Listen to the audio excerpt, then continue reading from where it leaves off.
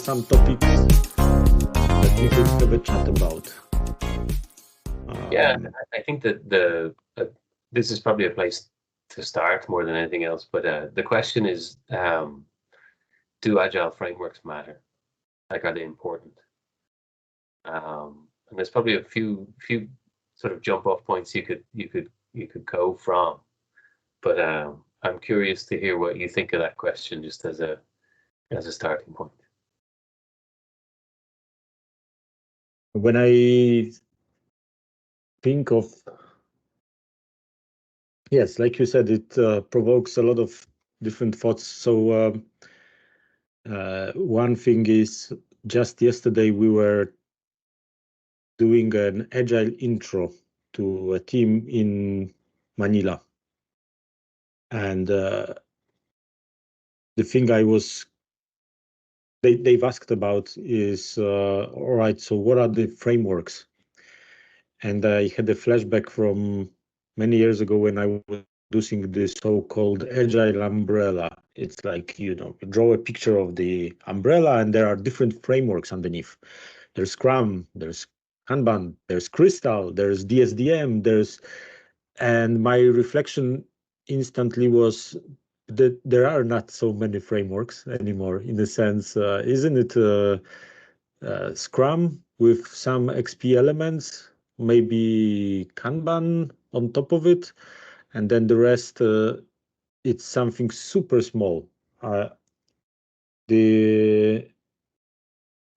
are they called? Agility nowadays, version 1 they used to be called. They do this age of the regular yearly report on different frameworks that teams are using. And state of agile, exactly. Yeah, and the more and more space is taken by Scrum. So one thing is, do we really have frameworks, or is it framework and smaller bits and pieces?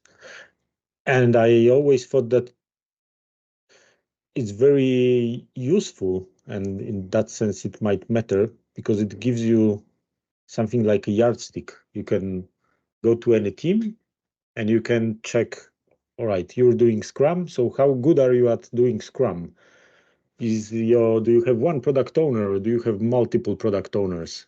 And then if they have multiple, then you can say, that's not good, because in Scrum it says one product owner.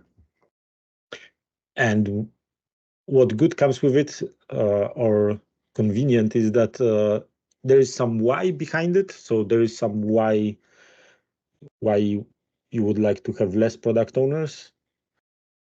But then I think the more you work with it and with different teams and with different contexts, at least for me, that was the reflection, that it matters less, actually. You have, you should have small teams. Maybe your teams are too large, but then there's this great book, Dynamic Reteaming, and then it gives a lot of good reasons why the team doesn't need to be small. And yeah, that makes sense in a lot of contexts. So do they matter? I think they are convenient, and they matter in the sense that for me personally, they're like a gathering of some knowledge. It's very convenient to learn about it, read about it, and the whole messy thing comes next, which is, how does it fit the context? Where do you want to change the context, or where do you want to stick to the context and work with what you have? So what's your take on it? Where would you take it? I mean, I think I probably echo a lot of the stuff you've said. Like, the context matters, and you need having something to point to, having something to work from.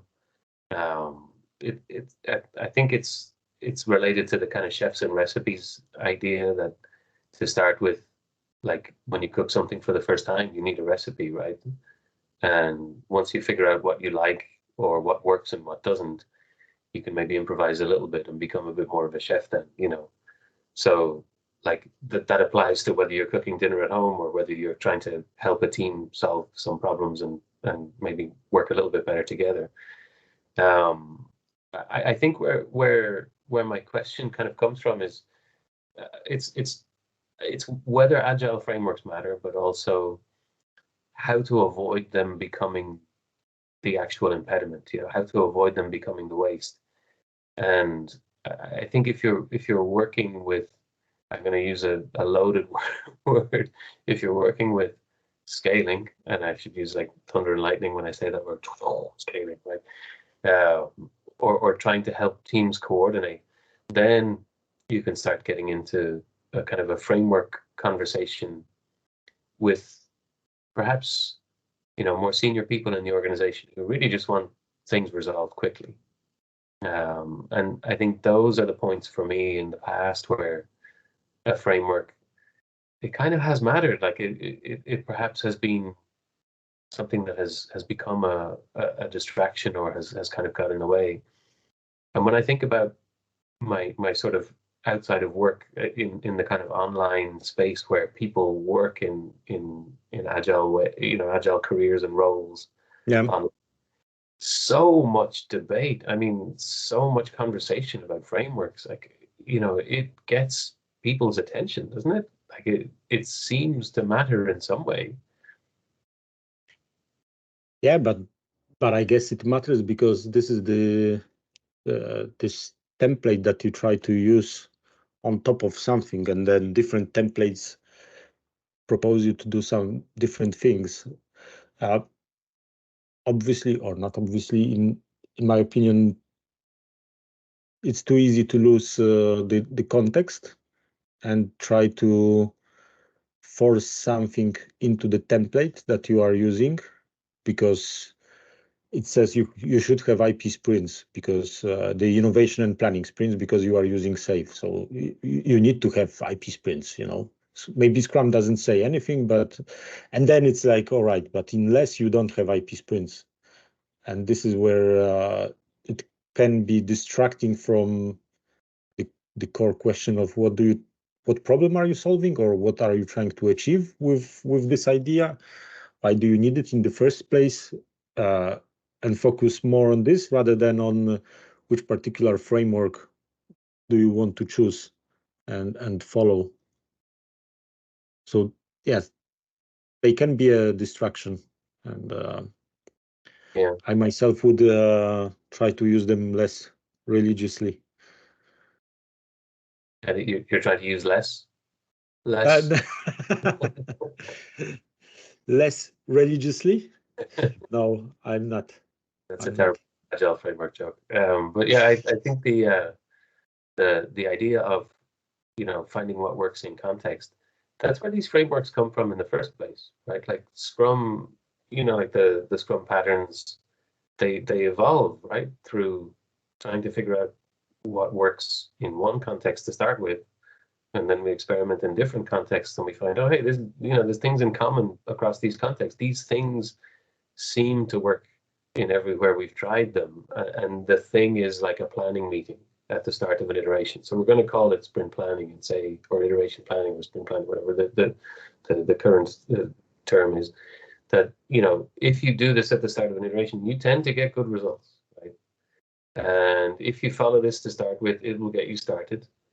And if you do something else, then don't call it Scrum. That's fine. If you do something else from these rules, it's not Scrum anymore, but that's fine too. So I think the encouragement is to kind of find your own way, like use the recipe to guide you, and then you figure it out. You, you say you can do it, don't call it Scrum. The fun part is that it sounds very neutral, but for a lot of people, it's not. It's like, yeah, you're doing it wrong. Don't call it Scrum. Right. This sucks. And this is the funny part, because it's not anymore, yeah, do your thing and do what's best for you. It's more like, yeah, you don't know how to do it properly. So it's instantly the judgment instead of having more appreciation for the context and understanding how much energy you would need to invest into changing something. And there's always a lot of variables you can play with, and it just there is no point in trying to play with all of them, and it's usually too much energy to change all of them. So yeah. Yeah, there's like you say, so many variables. It just reminded me of I remember a long time ago when I was a developer, I read a Stack Overflow post about technology interviewing, and I must try and find it again and remember who wrote it, because it had a big influence on me at the time. It was the idea that when you're talking to three people who are interviewing you as a skilled person, as a developer in this context, interviewer A wants to know about, or let's say interviewer 1 wants to know about topics A and B. Interviewer 2 wants to know about topics C and D.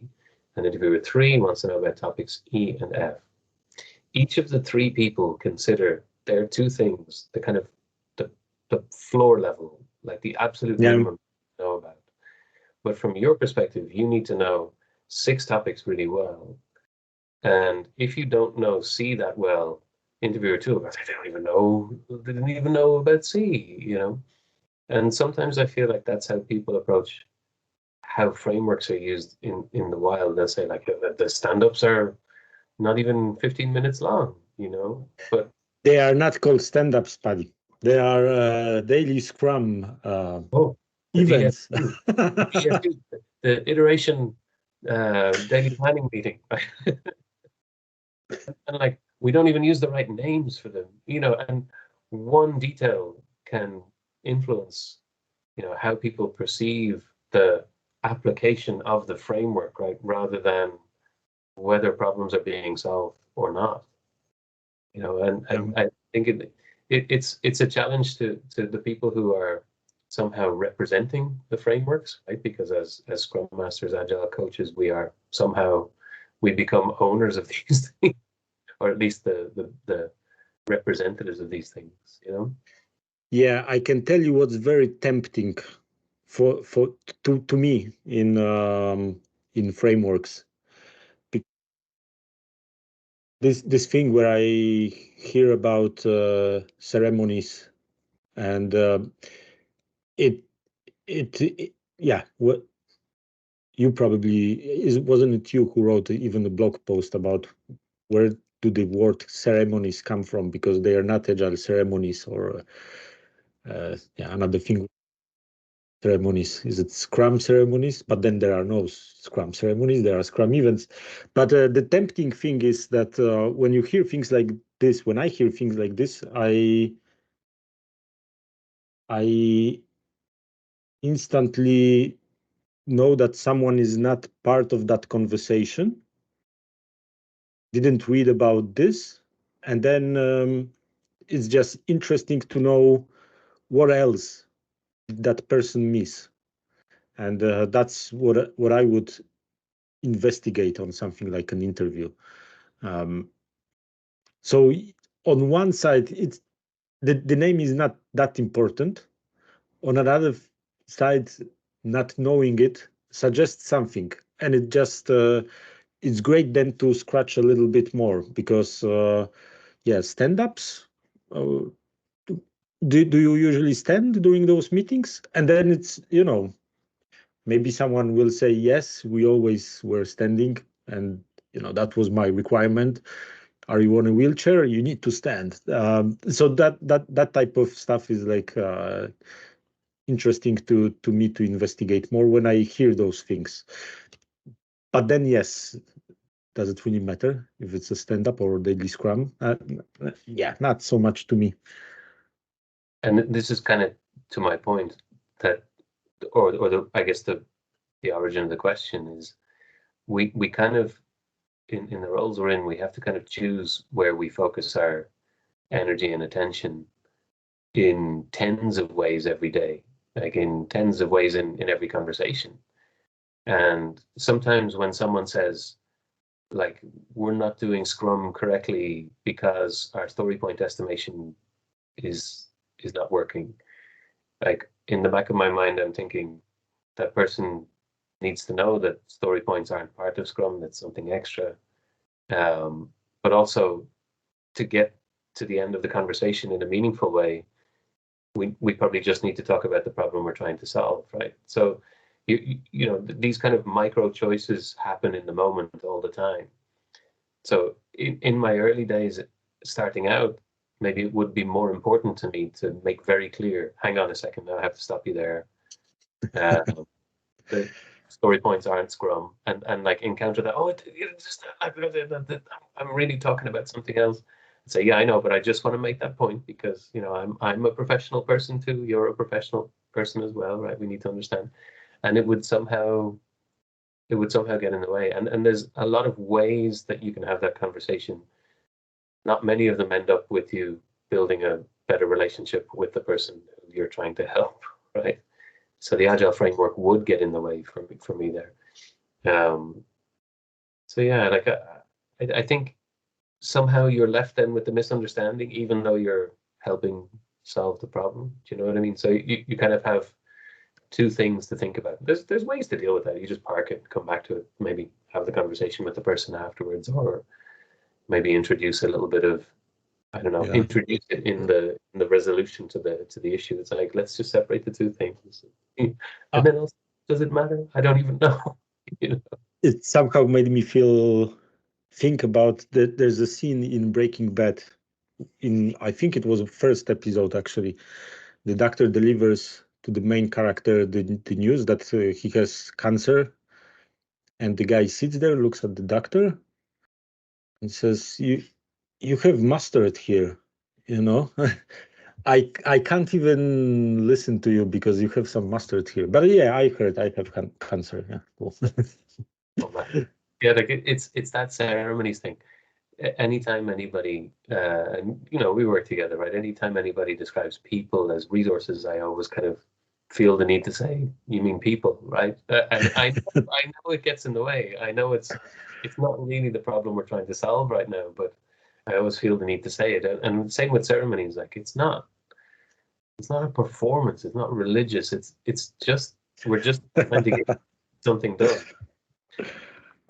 But again, like if you pointed out it feels pedantic, and it feels like the framework or the person representing the framework getting in the way.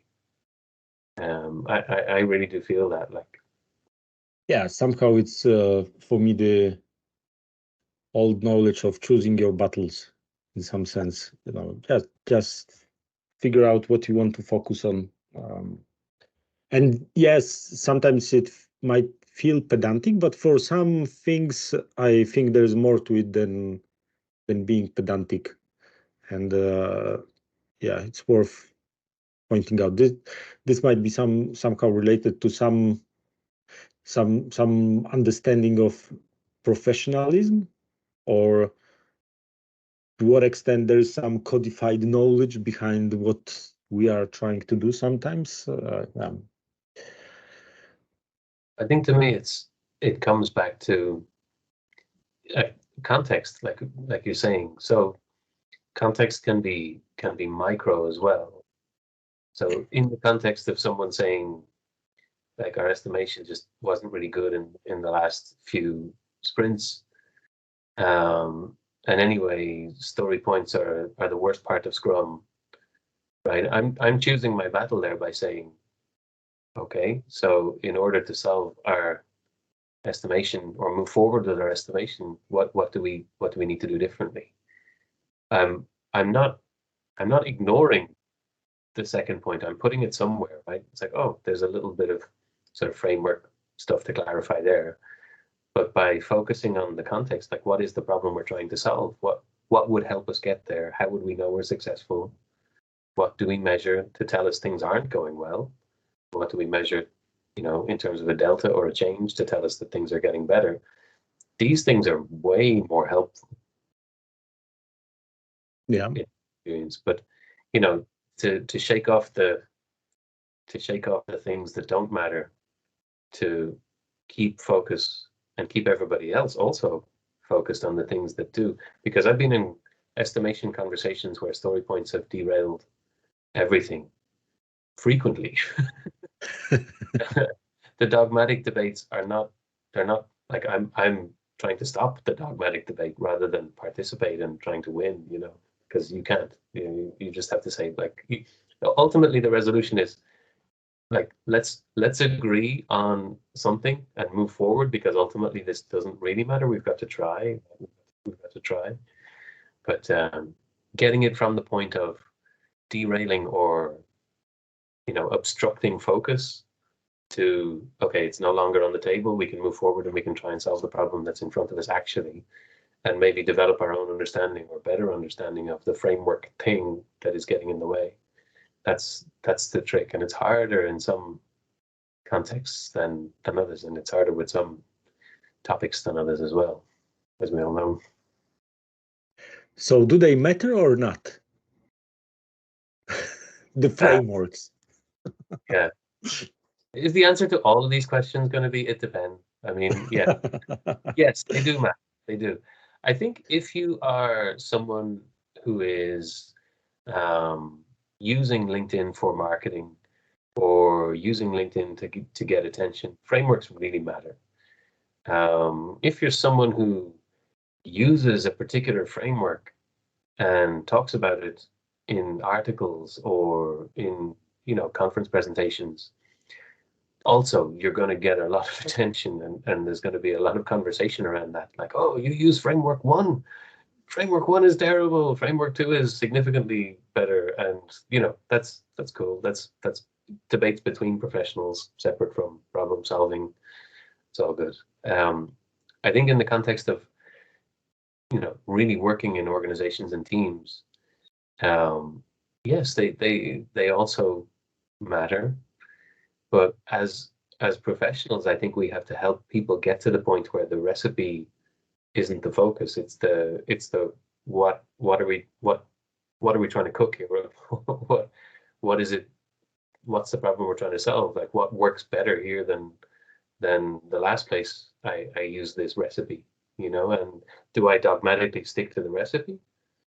Just probably people won't like me as a chef if I do that, right? People won't like what I cook. Or do I adapt and change? Do we all adapt and change? And I think ultimately that's, even if you look at the supposedly evil frameworks, like, that message is there. It's take it, use it, make it your own, adapt it, get it out of the way if you can.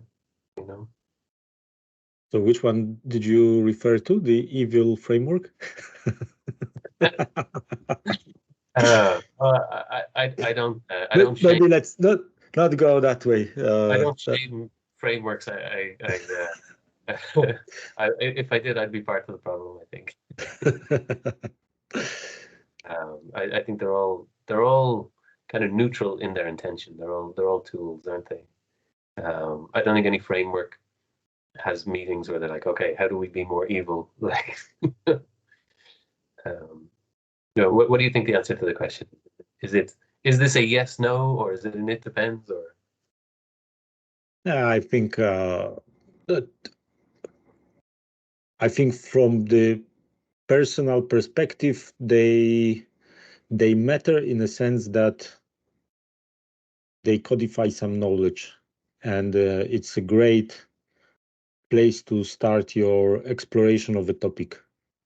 It's like it's a group of people behind some framework who put some good amount of time and effort, and they gathered some resources, uh, articles, books, whatever, to give some type of an answer why they do stuff in some specific way. And I think that's very useful. That's like you can, for example, this product owner. Why one product owner? Oh, there are some reasons behind why one product owner. Then the longer you work, the more experience you get, the more things you see. It's probably,